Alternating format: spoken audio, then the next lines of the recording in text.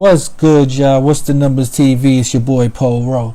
Make sure you subscribe to the channel if you're not subscribed already, and like a video if you appreciate the content that Paul Rowe What's the Numbers I providing. Today we back with another profile piece. This one is on Rod Diggs, real name Ronald Haran, out of Brooklyn, New York, Gowanus Projects. In this video we'll take a look at his early life growing up in Brooklyn, his multiple stints in and out of prison being a known gang member.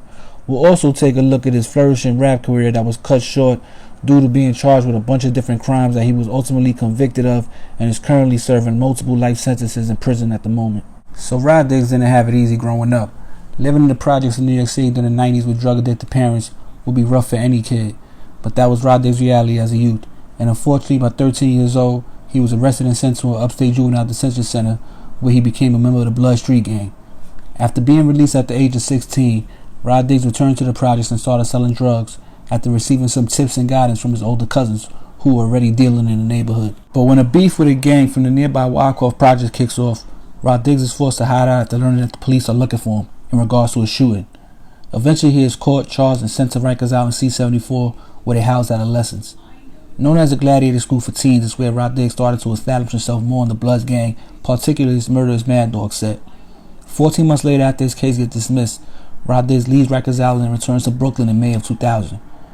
After learning his mother has been evicted from her apartment in the projects, he now finds himself homeless. In the fall of 2000, Rod Diggs gets into an argument with a friend from jail that owes him money. It turns physical, and after getting beat up pretty good, the friend pulls out a gun and shoots Rod Diggs in the leg. 2 days later, he is killed while Rod Diggs lays in a hospital bed. In 2001, in an unrelated case, Rod Diggs is arrested on second-degree murder and drug charges. Eventually, he goes to trial on those charges and is acquitted of the murder, but pleads guilty to the drug charges and receives 6 years in prison. It's during that time that he focuses on music and decides to pursue a career as a rap artist once he is released. And that's what he sets out to do in 2007 when he walks out of prison. So as he jumps into the music game, the feds say he also jumps back into the drug game and Gowanus Projects. And by May of 2008, the feds say he starts killing rivals in his competition in the drug game. The first killing being Richard Russo, who was shot in the head while in an elevator in Gowanus Projects.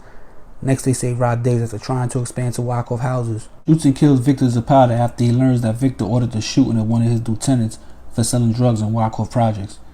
Now, while all this is going on in the streets, Rod Diggs during the same time is able to start building a nice buzz on the hip-hop scene in New York City. After dropping mixtapes and videos on his own, he starts gaining interest in certain music circles and links up with Uncle Murder and Waka Flocka to form a group called the Murder Team. They film a video for a song called Live by the Gun with all three of them writing Gowanus Projects during the summer of 2010. But the momentum musically is only short-lived because in October 2010, Rod Diggs is federally indicted on drug charges for his operation he was said to be running in the projects. Then in February of 2012, he is indicted again on 3 murders, the 2 mentioned earlier, plus the one he beat at trial. They decide to retry the case on the federal level. Eventually he goes to trial and is again found guilty on 21 federal charges and is sentenced to 12 life terms plus 105 years.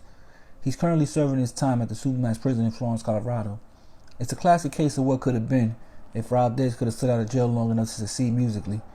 But when you've been going to jail since your early teens with drug-addicted parents, sometimes it's easy to become a product of your environment. But yo, what's the numbers TV? Check the Instagram out. We trying to grow over there too. Like, share, subscribe, and I'll be back before you know it, man. It's What's the Numbers TV? It's your boy Paul Rowe. I'm out of here. Peace. What's up, everybody? It's 2022. And with that being said, let's focus on getting that credit straight. You can get that credit straight for cheaper than a pair of Jordans. Go to letstalkmorecredit.com or definitely go follow us on Instagram at letstalk_morecredit and order your audio ebook bundle. It's time to get that credit fix. Let's get it.